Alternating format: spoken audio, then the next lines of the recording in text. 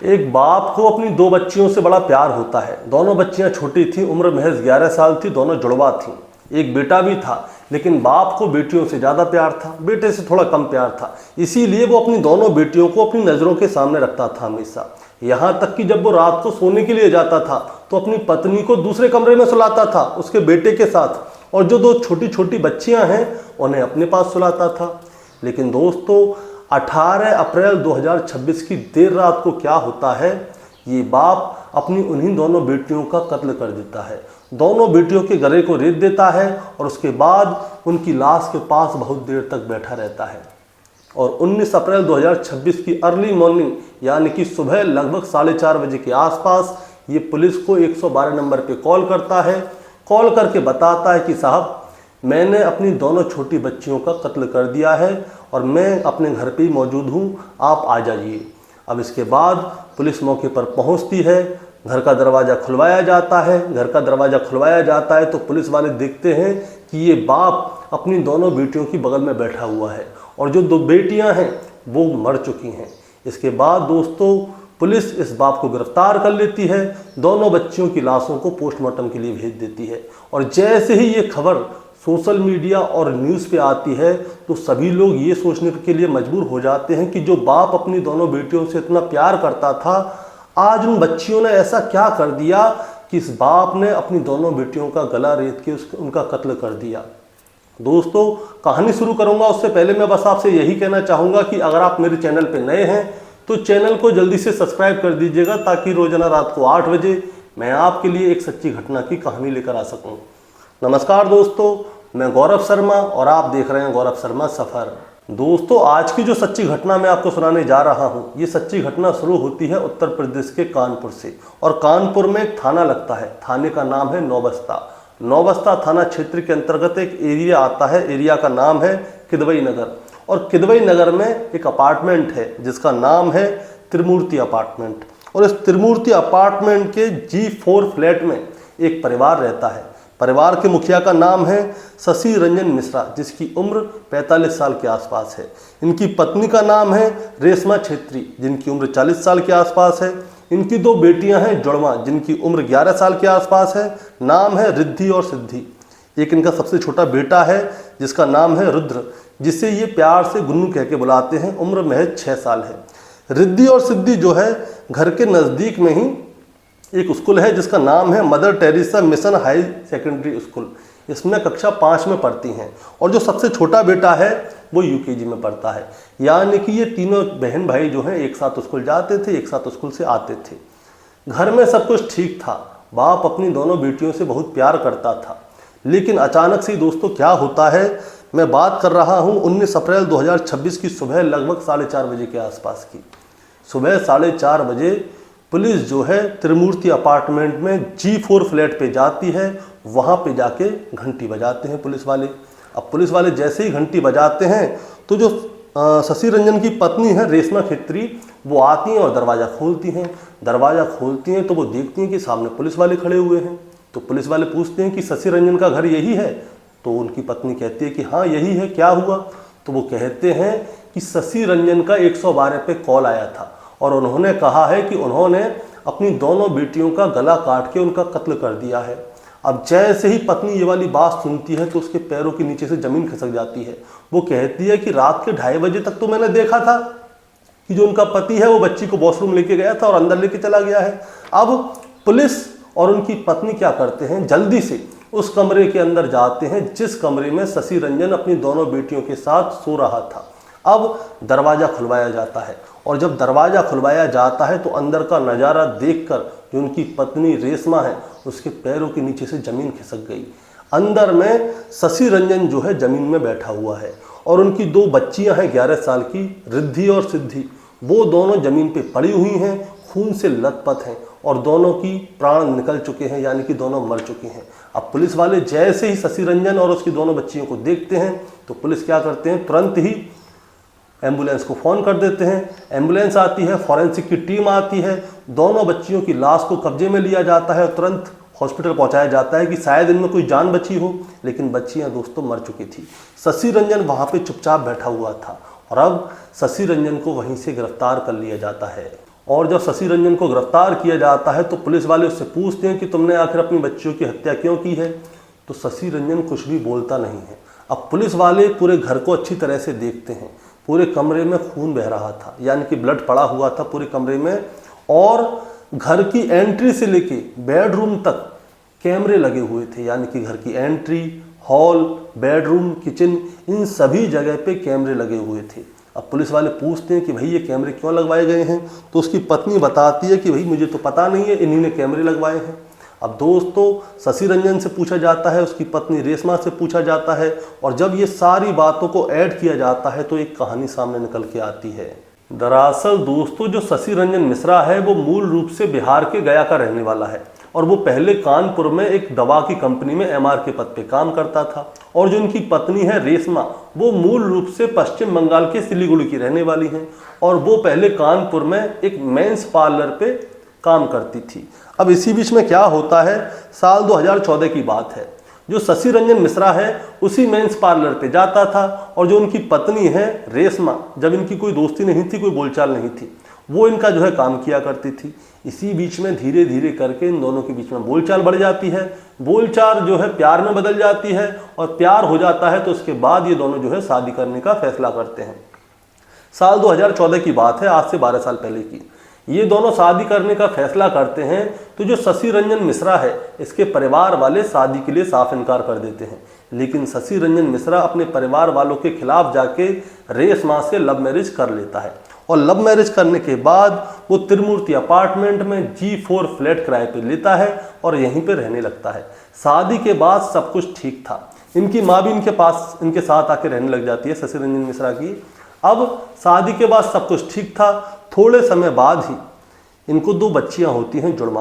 दोनों बच्चियों का नाम रखा जाता है रिद्धि और सिद्धि। घर में खुशियों का माहौल था, सब कुछ बहुत अच्छा था, लेकिन जो इनकी पत्नी है वो मेंस पार्लर पे काम करती थी, शशि रंजन मिश्रा जो है एमआर के पद पे काम करते थे। अब थोड़ा समय और गुजरता है, और जब थोड़ा समय और गुजरता है तो उनको एक बेटा होता है जिसका नाम रखा जाता है रुद्र, प्यार से उसे गुन्नू कहते थे। अब भी सब कुछ ठीक है, लेकिन थोड़े समय बाद क्या होता है, जो शशि रंजन मिश्रा है उनकी जो नौकरी है वो चली जाती है। इसके बाद शशि रंजन मिश्रा क्या करते हैं, वो खुद का कारोबार करते हैं, यानी कि जो मेडिकल स्टोर होते हैं, हॉस्पिटल होते हैं, वहाँ पे जाके ये दवाइयों को सप्लाई करते थे, क्योंकि इन्हें एक्सपीरियंस उसी काम में था। पहले एमआर थे, अब ये अपना कारोबार कर लेते हैं दवाई सप्लाई का। अब इसके बाद क्या होता है, धीरे धीरे करके इन्हें जो है अपनी पत्नी के ऊपर शक होने लगता है, और जब शक होने लगता है तो इन्हें ऐसा लगता है कि ये बेटा शायद मेरा नहीं है, और जो 2 बेटियां हैं रिद्धि और सिद्धि वो मेरी ही हैं। इसीलिए ये क्या करता है, बेटे से दूरी बना के रखता है, लेकिन जो बेटियां हैं रिद्धि और सिद्धि उन्हें अपने करीब रखता है, उनसे बहुत प्यार करता है, उनकी देख रेख करता है, सब कुछ करता है, लेकिन बेटे को माँ के पास छोड़ देता है। अब जब इनकी पत्नी रेशमा जब भी अपने मायके जाने की बात करती थी तो वो जाने नहीं देता था, वो डांटता था, फटकारता था, मारता था, पीटता था, वो कहता था कि कहीं नहीं जाएगी, यहीं पे रहेगी, क्योंकि शक बड़ी गंदी चीज़ है, और शक हर जगह के लिए हो जाता है कि अपने मायके में तो कोई नहीं है, कि यहाँ पे तो कोई नहीं है। इसीलिए रेशमा जो है बहुत ज़्यादा परेशान हो जाती है। परेशान हो जाती है तो एक दिन क्या होता है, रेशमा जो है रूठ के अपने मायके चली जाती है, और जब वो मायके जा रही होती है तो शशि रंजन उससे कहता है कि अपने बेटे को लेके जा, मेरी बेटियों को यहीं पे छोड़ जा, अपने बेटे के साथ तू कहीं भी जा, मुझे कोई मतलब नहीं है, मैं अपनी बेटियों को पाल लूंगा, मुझे तेरे साथ नहीं रहना। अब जो उसकी पत्नी रेशमा है वो नाराज हो जाती है, अपने बेटे को लेके मायके चली जाती है। मायके में वो 9 महीने तक रहती है। उसकी पत्नी का मन नहीं लगता, क्योंकि उसकी जो 2 बेटियां हैं रिद्धि और सिद्धि वो उसके बाप के पास रह रही थी। इसीलिए वो क्या करती है, 9 महीने बाद वापस आ जाती है और शशि रंजन के साथ में फिर से रहने लगती है। और शशि रंजन शराब पी के आता था, उसको मारता था, पीटता था, डांटता था, फटकारता था। जो उसकी माँ है वो उसे रोका करती थी। लेकिन थोड़े समय बाद क्या होता है दोस्तों, शशि रंजन को अपनी पत्नी पे इतना शक हो जाता है, वो क्या करता है आप सुनिए। वो अपने घर की एंट्री पे 2 कैमरे, घर के हॉल में कैमरे, किचन में कैमरे, कमरे में कैमरे, सब जगह कैमरे लगवा देता है। उसे लगता है कि शायद कोई उसकी पत्नी से मिलने के लिए आता हो। घर में वो रहता नहीं है, वो काम करने के लिए चला जाता है, बच्चे छोटे छोटे, कोई समझता नहीं होगा, शायद कोई पीछे से आता हो। और कैमरे भी ऐसे नहीं लगवाता कि सिर्फ रिकॉर्डिंग हो, उनमें वॉइस रिकॉर्डिंग भी होती थी। ऐसे कैमरे लगवा देता है। पत्नी सब कुछ देखती है, लेकिन अब क्या है, अब उसका किसी के साथ चक्कर था या नहीं था किसी को पता नहीं है। लेकिन होता क्या है दोस्तों, जब समय गुजरता है और समय गुजरने के बाद अभी पिछले महीने की बात है, 1-1.5 महीने पहले ही शशि रंजन की जो माँ है वो खत्म हो जाती हैं। और जब शशि रंजन की माँ का देहांत हो जाता है तो शशि रंजन अंदर से टूट जाता है, क्योंकि शशि रंजन जो है अपनी माँ से बहुत प्यार करता था। उसके परिवार में से किसी ने भी उसका साथ नहीं दिया था, लेकिन उसकी माँ उसके घर पे आई, उसके साथ रहने लगी। शशि रंजन अपनी माँ से अपने सुख और दुख सारी बातें करता था, लेकिन मार्च में उनकी माता का देहांत हो गया। अब देहांत के बाद शशि रंजन टूट जाता है अंदर से।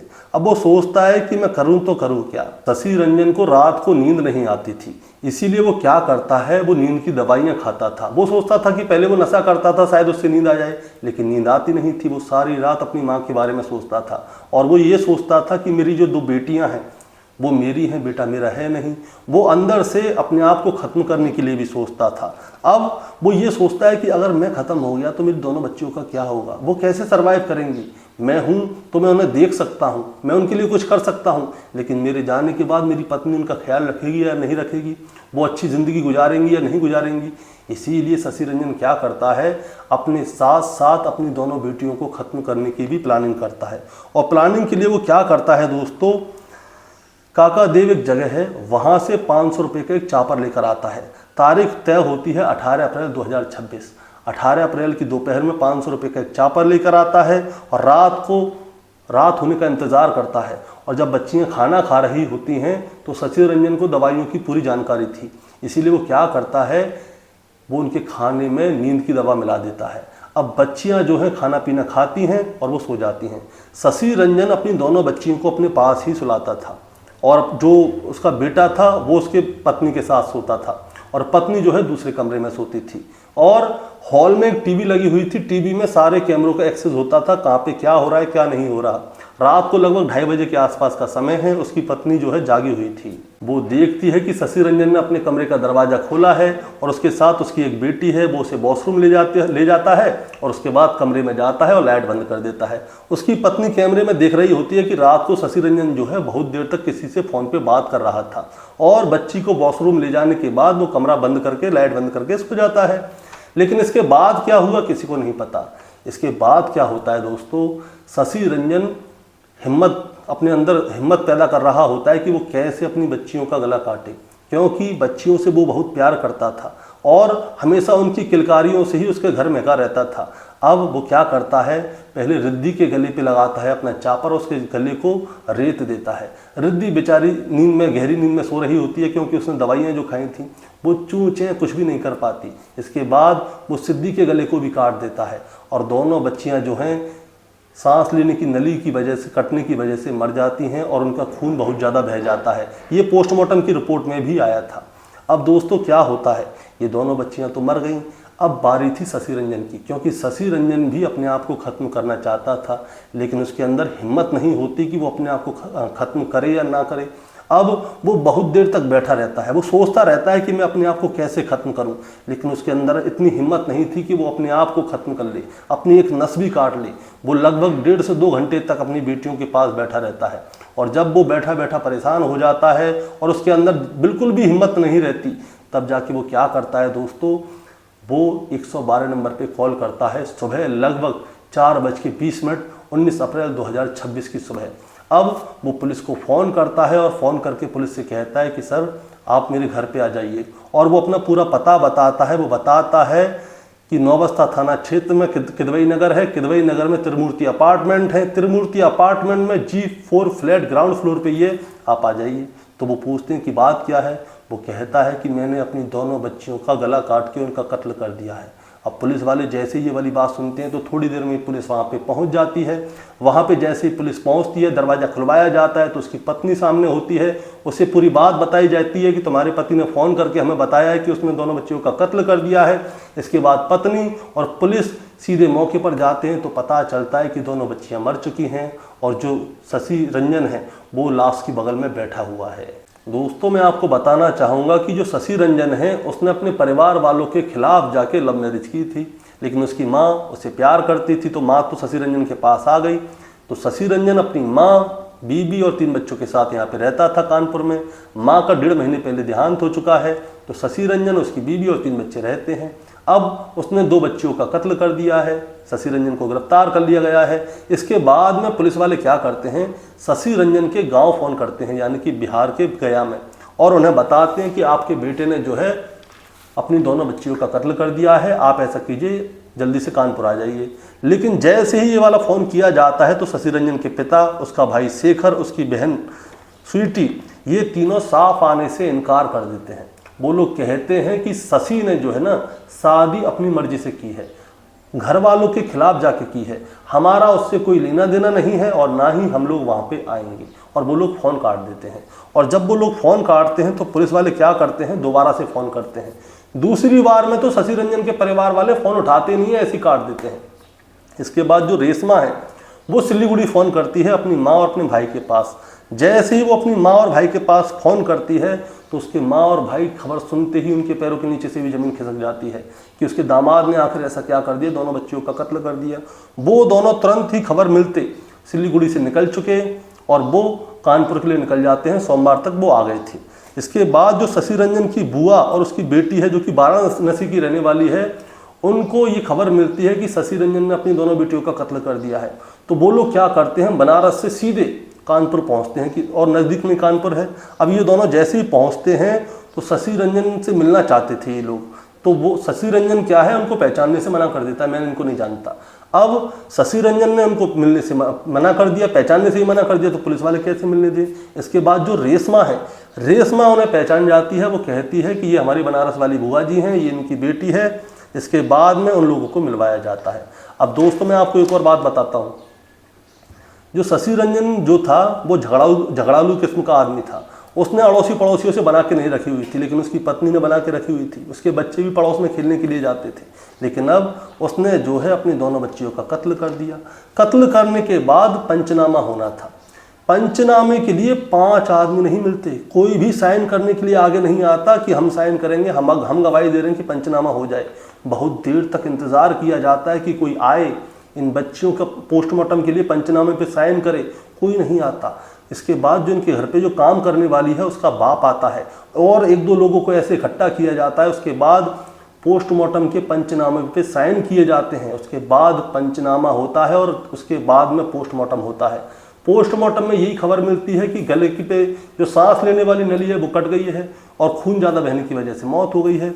अब इसके बाद क्या होता है दोस्तों, इनके मोहल्ले में सन्नाटा छा जाता है। इनके घर पे कोई आता भी नहीं है कि बाप ने अपनी बेटियों का कत्ल कर दिया, क्योंकि बाप ने किसी से बना के नहीं रखी थी तो कैसे आएगा कोई बालकनी में से झांक भी नहीं रहा था। लेकिन जिस समय पे उन दोनों बच्चियों को पुलिस वाले वहाँ से लेके जा रहे थे तो जो उनके आसपास के लोग हैं वो क्या कह रहे थे, सुनिए। ये दोनों बच्चियाँ एक साथ पैदा हुई थीं, एक साथ खेलती रहती थीं, एक साथ स्कूल जाती थीं, एक जैसे कपड़े पहनती थीं, एक जैसा ही बैग था और एक जैसी ही चीज़ खाती थीं, और आज दोनों बच्चियां एक साथ ही गई हैं। अब इसके बाद दोस्तों जब कॉलोनी के लोग ये वाली बात कह रहे थे तो उनकी आंखों में आंसू आ रहे थे। और इसके बाद क्या होता है, बच्चियों को हिंदू कब्रिस्तान में लेके जाया जाता है और जो उनकी माँ रेशमा है उसने पूरे रीति रिवाज के साथ अपनी बच्चियों को जो है वहाँ पे दफनाया गया था। बच्चियों को दफनाया गया था क्योंकि उम्र कम थी, इसलिए अंतिम संस्कार वैसा नहीं हुआ, दफनाया गया था। अब इसके बाद क्या होता है दोस्तों, रेशमा के घर पे कोई भी नहीं है। जो बुआ और उनकी बेटी आई थी बनारस से, वो अपने घर पे चली गई। इनका भाई और उनकी माँ आते हैं। अब घर पे रेशमा को देखने वाला कोई नहीं है, एक 6 साल का बेटा है। इसीलिए पुलिस वाले क्या करते हैं, 2 महिला कांस्टेबलों को इनके घर पे तैनात कर देते हैं कि अगर किसी चीज़ की ज़रूरत हो, कोई परेशानी हो या कोई और सबूत मिल जाए, इन सारी चीज़ों के लिए घर पे तैनात कर देते हैं। लेकिन फिलहाल में जो बाप है शशि रंजन मिश्रा, उसे गिरफ्तार कर लिया गया है और उसे अब जेल भेज दिया गया है। और अब ये पूरी जानकारी लेने की कोशिश की जा रही है कि आखिर शशि रंजन मिश्रा ने अपने घर में कैमरे क्यों लगवाए, उसको अपनी पत्नी के ऊपर शक था, और शशि रंजन मिश्रा ने अपनी बच्चियों का कत्ल क्यों कर दिया। क्योंकि शशि रंजन मिश्रा का कहना था कि वो डिप्रेशन में था, वो खुद अपने आप को ख़त्म करना चाहता था। लेकिन अगर वो खुद अपने आप को ख़त्म कर देता तो उसकी जो 2 बेटियां हैं उनका क्या होता। इसीलिए उसने पहले अपनी 2 बेटियों का कत्ल किया, उसके बाद में उसने अपने आप को भी ख़त्म करने की कोशिश की, लेकिन उसके अंदर इतनी हिम्मत नहीं थी कि वो अपने आप को ख़त्म कर दे। दोस्तों इस कहानी को सुनाने का मतलब आपको परेशान करना या विचलित करना बिल्कुल नहीं है, बस आपको बताना है और जताना है। शक बड़ी गंदी चीज़ है और नशाबाजी भी बड़ी गंदी चीज़ है। शक का कोई इलाज नहीं है और ना ही नशे का कोई इलाज है। कितने भी नशा मुक्ति केंद्र खोल लो, कोई नहीं, वहाँ से और 4 नशे सीख के आ जाते हैं लोग। लेकिन अगर आपके मन में कहीं पे कोई शक आ जाए तो आपको जो है अपने पार्टनर, आपका जो साथी है, चाहे दोस्त है, किसी के ऊपर भी आपको शक हो तो उससे एक बार बैठ के बात कर लेनी चाहिए कि भाई तुम गलत हो या सही हो। अगर वो सही है तो आपको सही बताएगा, गलत है तो गलत बताएगा। आप उससे क्लियर बोल दो, कोई बात है तो मन में बताओ। अब शशि रंजन को जो है अपनी पत्नी रेशमा के ऊपर शक था, लेकिन अभी तक ऐसा कोई भी चीज़ साबित नहीं हुई है कि रेशमा का किसी के साथ चक्कर था या नहीं था। लेकिन शशि रंजन अंदर ही अंदर सोचता रहता था। अंदर ही अंदर सोचने की वजह से उसने अपनी दोनों बच्चियों का कत्ल कर दिया। खुद भी मरने जा रहा था, लेकिन इतनी हिम्मत नहीं थी कि वो अपने आप को मार ले। लेकिन दोस्तों, जो 2 बच्चियां थीं, उनकी ऐसी क्या गलती थी कि बाप ने दोनों बच्चियों को खत्म कर दिया। वो चाहता तो अपनी पत्नी को छोड़ देता। पत्नी का बारे में अभी ऐसी कोई चीज़ निकल के नहीं आई है कि वो कहीं पे गलत है या सही है। लेकिन जब उसकी पत्नी से न्यूज़ मीडिया वालों ने पूछा कि आप क्या चाहती हैं, तो पत्नी ने साफ साफ कहा कि मैं अपने पति शशि रंजन के लिए फांसी की सज़ा चाहती हूँ, और जब उसे फांसी मिलेगी तब जाके मेरे कलेजे को ठंडक मिलेगी, क्योंकि उसने मेरी 2 मासूम बच्चियों का कत्ल जो किया है।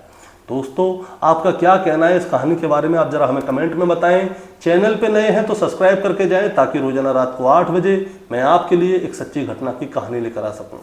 नमस्कार।